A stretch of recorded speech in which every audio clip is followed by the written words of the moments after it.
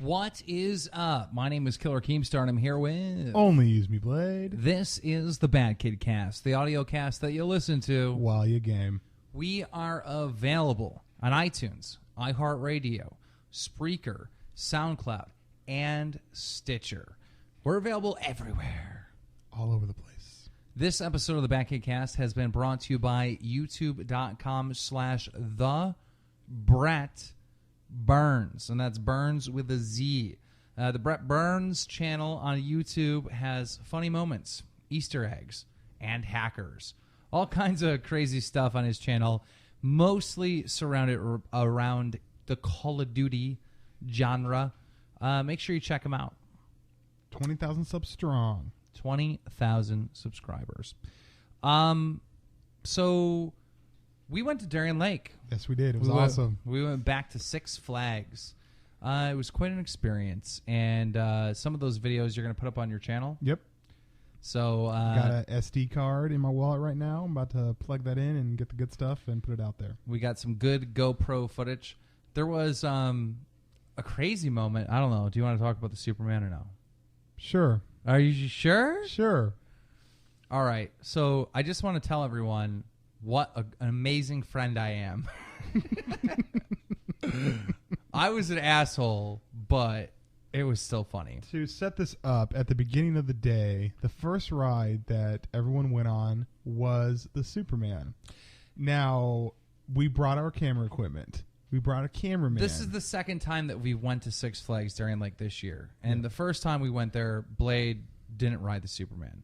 Blade, have you ever rode the Superman? I've not. He's for some reason.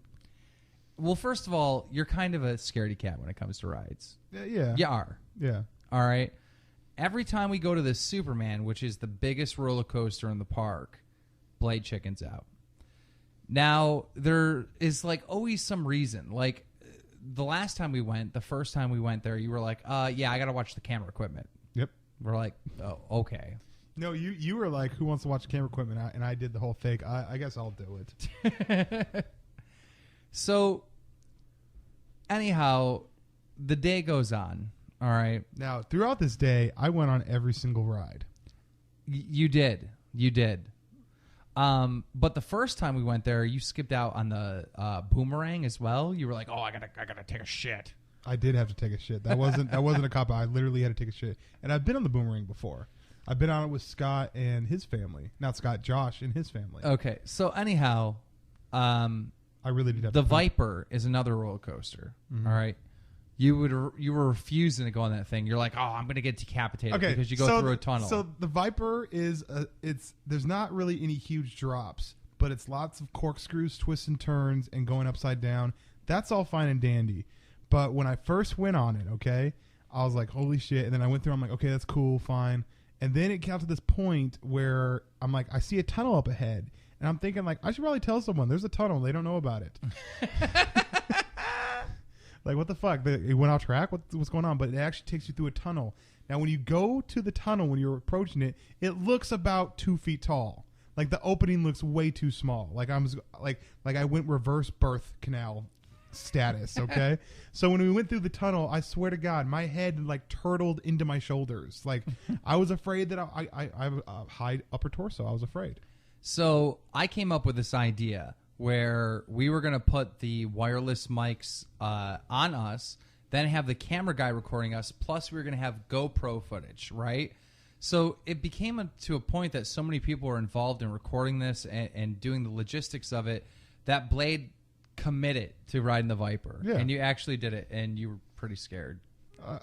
I was a little perturbed at first, but, you know, I did it, though. Like, I had fun. The thing with roller coasters with me is, like, that little initial, like, ascension, you know, like is it not ascension, but like descension? I don't know. When you go up to the top of something. The initial incline. It's always a little unnerving, but once you do it, it's fun, and I have a blast. Yeah, once you're off the thing, you're like, "Oh, that was amazing." But anyhow, so it becomes into the situation where we get noticed at Six Flags Darien Lake. You know, people come up, they're like, "Oh, Keemstar Blade, oh my God," you know, and there's like maybe how many fanboys were rolling with us? There was probably about 6 viewers. 6? Okay. 6 or 7. So 6 people are with us. And no, I think it was 4. It was about 6, dude. All right. So anyhow, there's like anywhere between 4 and 6 people with us. And we end up doing the Mind Eraser, which I was really proud of you going on the Mind Eraser because that's one of the scariest rides in the park. I'd like that one because you're hanging upside down and it looks like your legs are going to get like taken off. Yeah. But it was too dark, so we couldn't film on that thing. And it's like I did every single ride that we went on that day except for the Superman. I did. So the park's closing. Yep. All right. The park's closing, and there's like 15 minutes until you can't get on any ride, period. Yeah. So what I ended up doing was sprinting with the fanboys to the Superman to try to make one last ride in. Sure enough, we get there in time. Now, even though that Blade, Josh, and the cameraman walked, they got there in time too. So you know what they did? They actually got in line, right? Blade was in line. So, my God, Blade is going to ride the Superman. It's pitch dark, right? There's fireworks going off in the background because it's the end of the night and they're doing this show.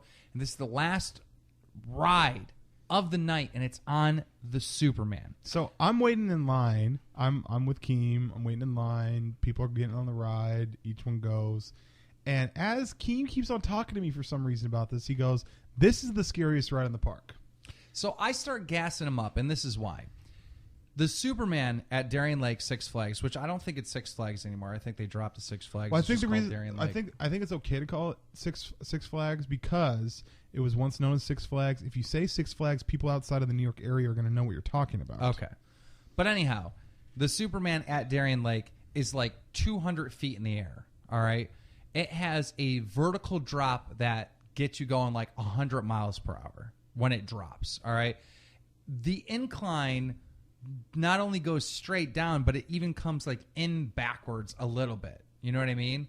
And you just fly, and it takes you over hills. And when you hit the top of these hills going so fast, you just lose like a little bit of gravity. It's almost like those things that you go into the plane to experience zero gravity, yeah, because it dives down so fast. It's like one of those things, right? So my take on it is this. I'm like, it can't be that bad. It's literally just a drop down. And Keem's like, no, this is the scariest ride in the park.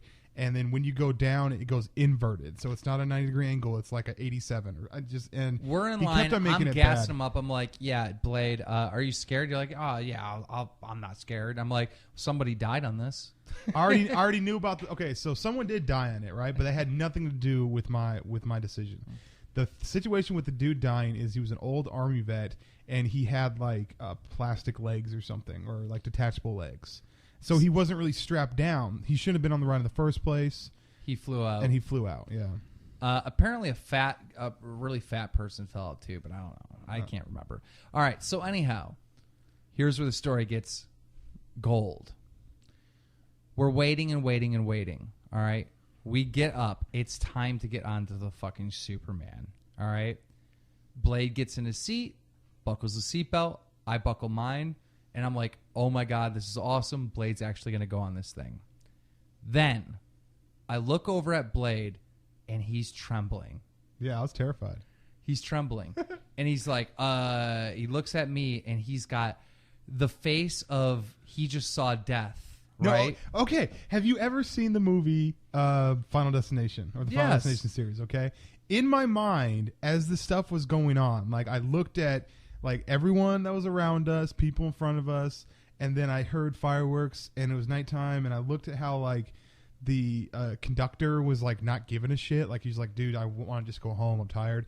And for whatever reason, I played out this whole scenario in my mind that I like flew out of the fucking car and I was gonna die. And I was like, nope, I'm trusting my instincts.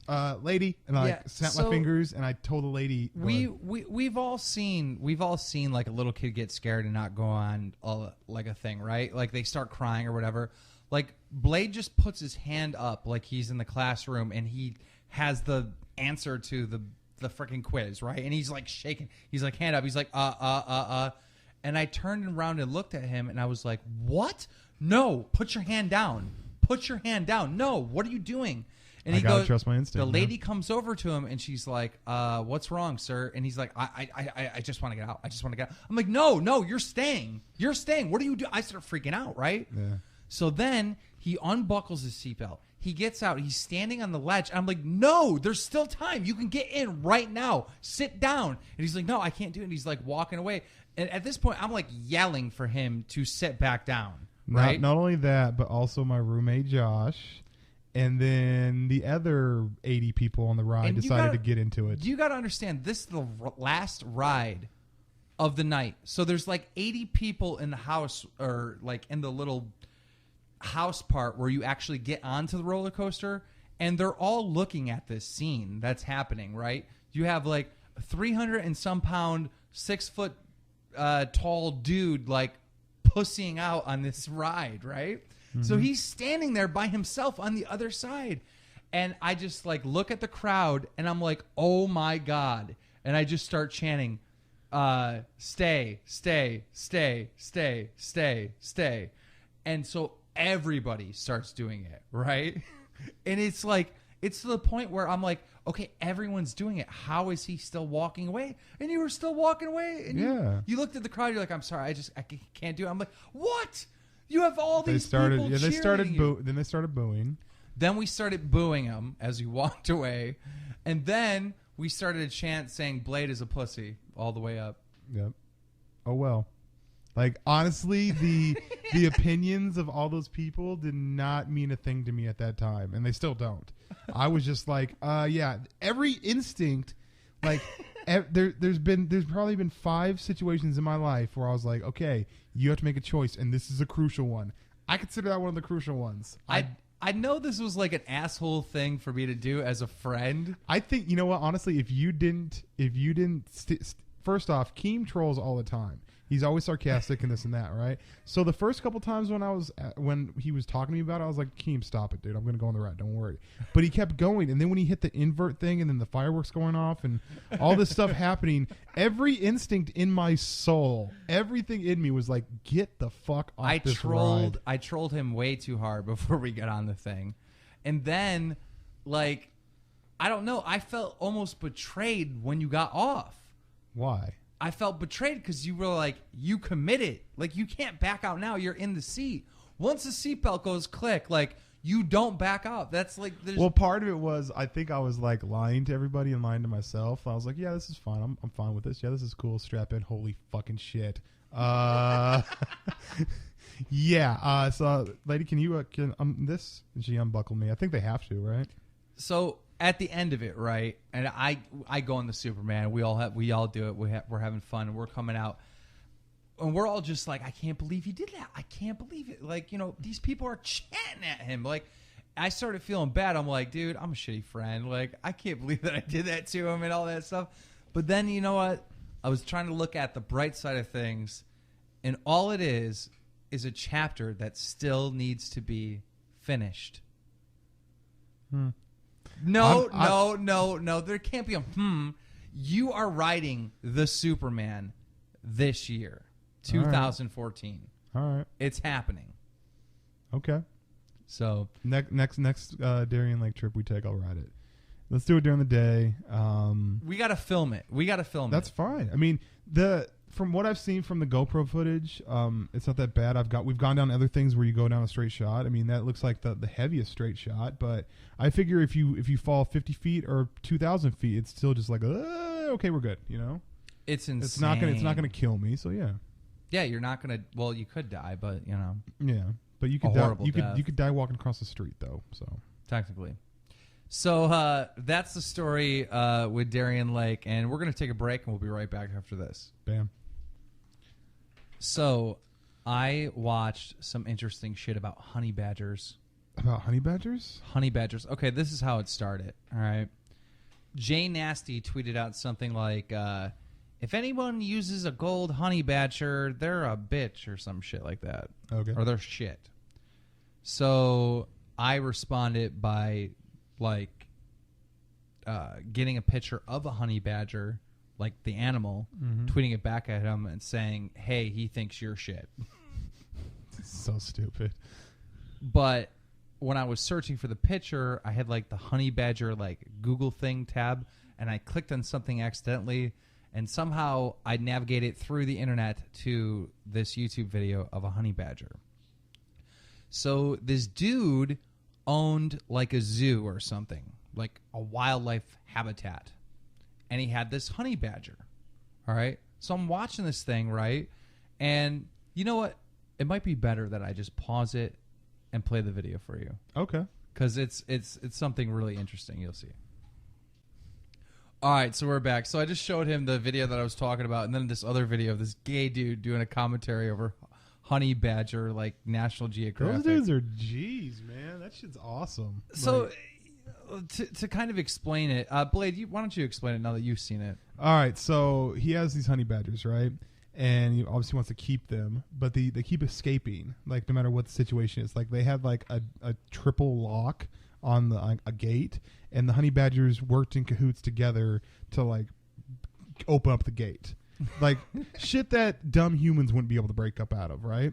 And then he made like an Alcatraz prison, pretty much, like for this fucking honey badger, and the honey badgers like figured ways out to get out of there. Like at one point they took a rake, They like you explain that part. Okay, so the honey badger like takes a rake, puts it on his back, drags it to the corner, and leans it up, and then like shimmies up the rake to get out. Yeah, like at one point they were like getting out by jumping out of the trees, so they got rid of all the trees. So the honey badger like dug up a bunch of rocks and rolled the rocks to the corner to piled it up high enough to get out that way.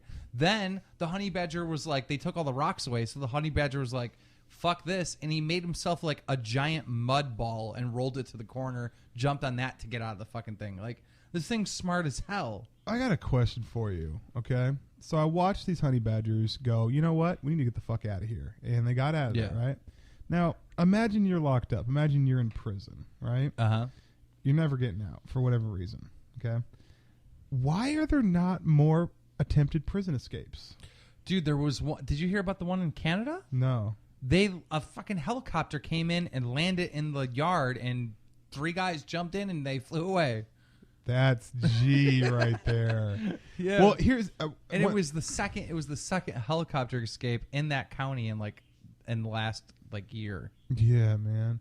Well, you know what I think it is? I think is like once someone's in like locked up, I think that the outside people are like, well, I don't really care. You know what I mean? Like I'm not locked up, so like you would have to find like, do you know if you ever got locked up? Do you know anybody with Dylan? Yeah, yeah. But I don't think Dylan would do that though. Yeah, he might. We got to talk to him after the show. You're like planning for prison. Well, no, I'm just saying, just in case. What did you do? I didn't do anything. I'm just saying, just in case, you know.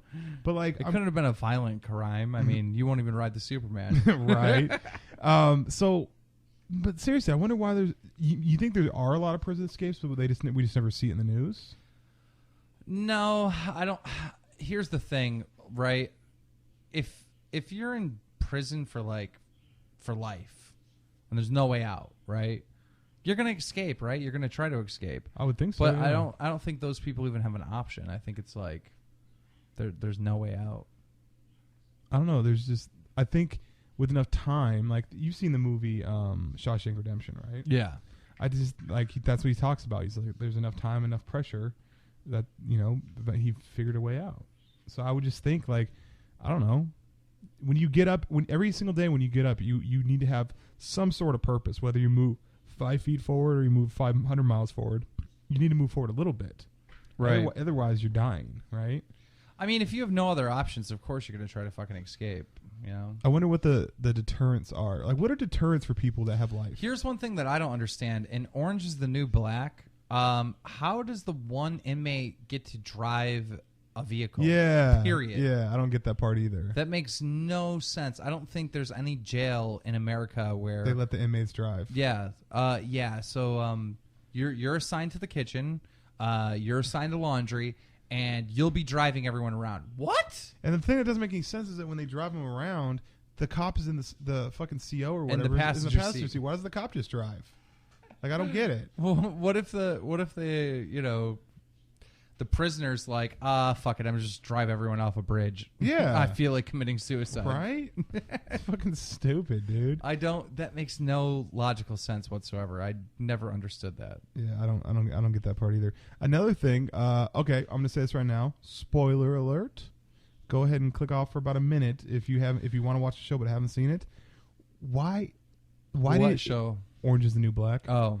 Why didn't someone leave through that little fucking like the hole that they had to get people to get all the contraband in? Mm-hmm. Why didn't people leave like way sooner? That thing was there for like months. Yeah, I thought. Well, isn't Red in there for like life? Yeah. Why didn't she leave? That's what I'm saying. She's like, I just want to run it. Oh, here's one thing that I don't understand. Why did the main character, Piper, why did she lie to Red about her house being or her store being closed? Yeah. Why did she lie to her about that? Yeah, why didn't she just tell her the truth? Because she didn't want to hurt her. It doesn't matter. You lied to the bitch. When she eventually finds out, she's going to be furious. Yeah. But you gotta remember, they're females, bro. They're not males. That's ridiculous. So, I don't know. But anyhow, if you haven't seen the show, you're probably lost and confused right now. Fell off. So, Drama Alert came back today. You did. I was so surprised to see. It's so weird. Whenever you see someone in your subscription box that you haven't seen for a minute, like someone decides to come back to YouTube after 6 months, or in this case, Drama Alert for Drama Alert to pop up in my sub box, I was like, wow, that's amazing. Yep. Very good, strong video. Dealing with roster changes.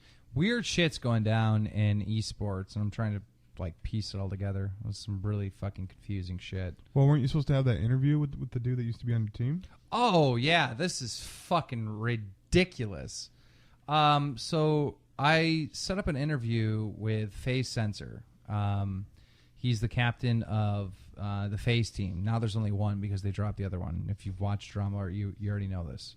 But I set up an interview with him via text, and I'm trying to get a hold of him today.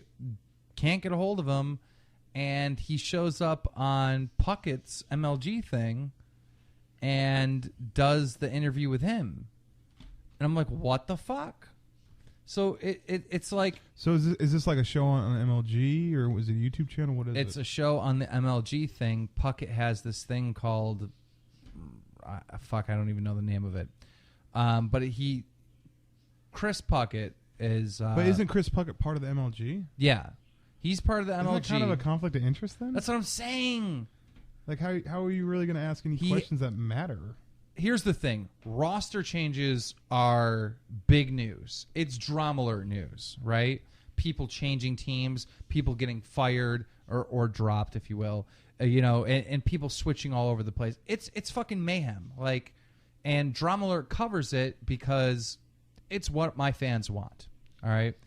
Now, seeing the power that roster changes have in the community through Drama Alert, I personally feel that MLG, Chris Puckett, has basically been saying, hey, look, if you are doing roster changes, don't release it on Twitter. Come to me, and do an interview on my show. Like, trying to control that whole aspect of it, right? Yeah, you can't really have an unbiased interview or opinion about stuff if it's like... that it's from MLG. Yeah. It's almost like Chris Puckett is North Korea and MLG like North Korea. And this is why. Let me explain this, right? All right. Drama Alert is not the MLG. We're not. We're an independent news organization. Right. Freedom of the press. All right? If MLG was a country, it'd be like North Korea because they have their own news. You know what I mean? That's okay. And not only do they have their own news, but they're like controlling the people we're reporting on, the players, and forcing them to release news through them. That's stupid. Yeah. How do people not see that that's like super conflict of interest, super you're not going to actually get what's actually going on? Like what? I know. That's why you need Drama Alert to because okay, let's say, there's a roster change and it somehow is going to make MLG look bad. All right. Right. Let's say that there's a pro player out there that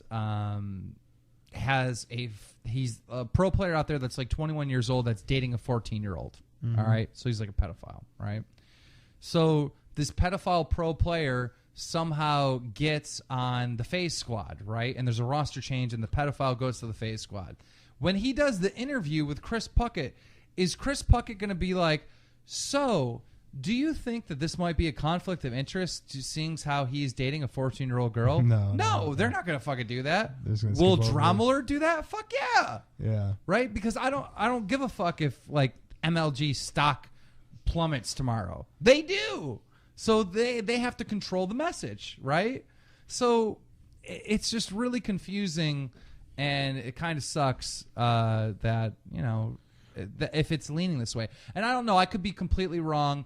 Maybe, you know, Censor was like, you know what? I like the Puckett show. I want to release the information on the Puckett show. Maybe Puckett didn't breathe down Censor's throat like, hey, you got to release this on my show. Maybe it wasn't that way, you know? Yeah. I could be wrong, but it just feels that way. It really fucking feels that way. Because I literally did this interview with this dude, and then he just ignores me. I got a question, man. And Puckett's like tweeting out, if there are roster changes, you need to let me know. Like he's tweeting, I mean, he didn't say those exact words, but something like, if there's roster changes, you need to bring them to me or some type of shit. All right, so all these guys are acting in a professional manner, okay? They're trying to be pros, even though a lot of times on Twitter they don't act like professionals. No, fuck that. Fuck that. A professional means professional at the sport, and anyone that's out there that's like, oh, you need to act professional. No, bullshit. Fuck them. They can act whatever way they want. They're not professional nice guys. They're professional gamers, and gamers tell you to fuck off. Gamers say, I just pound at your ass, suck my dick, get raped. That's what gamers do. People in this community need to get this bullshit of act professional out of their head when they're talking about social interactions. Professional in the gaming sense means fucking good at the game. That's all it means. I had to get that off my chest. Okay. But if they want to be taken professionally, if they want to be looked at as professionals, and the main reason why they have to act in like such a way, like maybe not tell you die in a fire, bitch, get AIDS, like all that kind of stuff. Maybe the reason why they can't say that is because they're professionals. They're trying to get sponsorships. Yeah. Okay. I understand. It's a business. All right. My question is this: what was the event that just happened? What was it? MLG something? Anaheim. Okay. My question is this: what were the prizes? The prize pool I think is like 50,000 or something. I don't know. 50,000. Okay. How many people went to go play there? Usually it's like 8 teams that compete. 8. Okay, 8 teams. 8 teams. 50. 8 times 4. I know. Thanks. Okay. I don't know. So that's like 4,000 per team. Where is this money coming from? Because all these teams, they probably all rented a house. They probably all play all day and all night together to practice. I don't know how many events that they have, but I'm thinking, where is this money, dude? Because like to have a 4-bedroom house in wherever these people are at and to compete, if they don't win, how do they pay their bills? I just don't understand where the money doesn't add up to me. I think team owners are losing thousands of dollars. So the team owners invest all this into it, and then like, I think if you're Optic, you're making money. You know what I mean? You have so many big sponsors, you're good. But let me put it this way: when I was a child, I used to go to Holland Speedway all the time. Small racetrack. It's not like the lowest level of racetrack, and it's not the highest. It's not NASCAR, but it's somewhere in between, right? And you have these guys that have these race cars, and they bring them there and they race, right? And the race car is probably costing somewhere like $30,000, and there's work and there's gas and there's all this crap that goes into it. And if they win a race, I think they win like $100 or something, right? Okay. So why is that dude racing? Like, he's literally going into debt doing this thing. Right. It's because he has a passion for it, because he loves it, right? But then you have a situation where, you know, a guy is super good and he's in NASCAR. That dude's actually profiting by racing because at this point the sponsors are bigger and higher or whatnot. So the way I look at it, and the way I think that this analogy would work, is that you have a lot of teams that are like Holland Speedway racers that, you know, have a passion for this, that are spending thousands of dollars to do this, but they love it and they have the money to waste. All right. Okay. Then you have teams like Optic and Envy that are like NASCAR level that are actually profiting from doing this. They have sponsors like, you know, Red Bull and Monster and, you know, whatever, that are throwing big money at them because they have the fan base. So that's kind of where it's at, I believe. So there's probably a small percentage of the teams that actually like make a profit or break even, and the rest of them are like hoping that they can somehow make a big payday, but for the most part it's a hobby. I mean, yeah, like when I took a team to Dallas, it was really just like, hey, I'm gonna blow about $4,000 for fun. You know what I mean? Blowing $4,000 never sounds like fun to me. Well, that's what I'm saying. That's these people that own these teams. That's what they're doing. Okay. They're blowing money for fun. You can see how I can be skeptical of it. You can see how I can look at it and be like, there's only so much pie for everyone. It makes no sense for team owners, unless you're like an Optic or Envy, to get involved in COD Esports right now. It makes no sense. Unless you're looking at the long run where, you know, hey, this franchise might be worth millions of dollars in the future type of thing. Yeah. You know what I mean? You know what's interesting? Since we're relatively new into the scene, I wonder what the turnaround is going to be. Like, you know, in the NBA, people are good for 10 to 15 years. You know what I mean? As an owner? No. Well, let's talk about owners and players. Well, for players... what's the turnaround? 24. It's time to get out. 24 is time to get out? Well, here's the thing. Young kids have a faster reaction time. Yeah. Like, and you get into your 20s, you're not fucking old by any means. But your reaction time's not as fast as, like, a 10-year-old. Yeah. Like, really young kids. You ever see that one movie? Did you see the one movie where the kid's, like, flying the spaceships or whatever? It has Harrison Ford in it. He's, like, the chief, and they have some kid, and he thinks he's playing a video game, but he's really saving the planet. What the fuck was the name of the movie? What the fuck? I mean, it's a real movie. People know what I'm talking about. But anyhow. No, we don't. Yeah, people that have seen that movie know what I'm talking about. You might not know what I'm talking about. I know movies. I don't know what fucking movie you're talking about. Dude, it's a movie with Harrison Ford. Oh, my God. Let me look it up right now. He is currently looking it up, and I'm sorry for any downtime that we have in between, but I don't know what he's talking about right now. Harrison Ford movie 2000. Did you shit your pants? No, what? It smells like fart. Ender's Game. Ender's Game. I found it that fast. I still don't know what that is. Ender's Game. It's a kid, and basically it takes place in the future. And they're in this galactical war, right? How many times have I shit my pants around you for you to think I smell a fart. I didn't fart. And it stinks.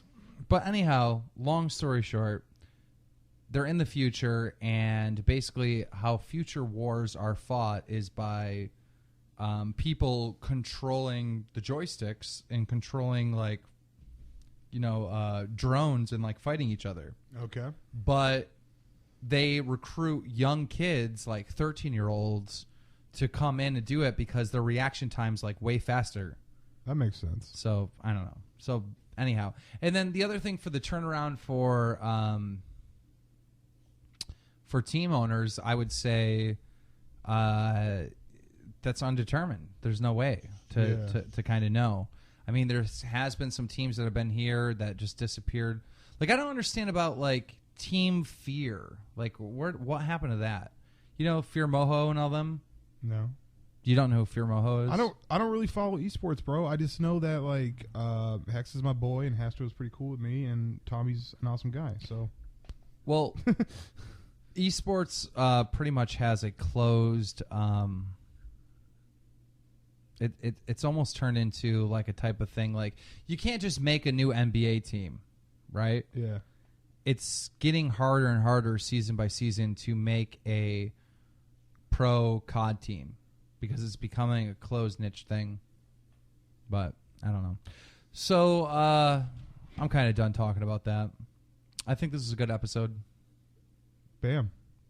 you had this, like, long pause. Well, no, like, I'm literally, okay. Is there something that you need to get out there? The same way of me on the roller coaster, sitting there, going through all the different scenarios of me dying on the roller coaster When you said that, I literally went through my timeline tomorrow, okay? And in my timeline, I'd be like, what the hell? This is only 37-minute podcast? What the fuck? Unsub Woody. Like, you know what I mean? Like, I feel like it's not that we owe them. I have nothing more to share. You know what? Me neither, bro. Me neither. I apologize that this podcast might be short, but oh well. That's the worst fucking sign off. Thank you guys for listening to the BadKidCast. Make sure that you check out Blade's channel for those Darien Lake videos that he's going to get up there in the next couple days. Hit us up on Twitter with feedback of anything that we've talked about on the podcast, whether it be the honey badger, the Darien Lake thing, or your thoughts on COD Esports. Let us know. My Twitter's KeemstarX. His is only using me Blade. Peace and Buckers.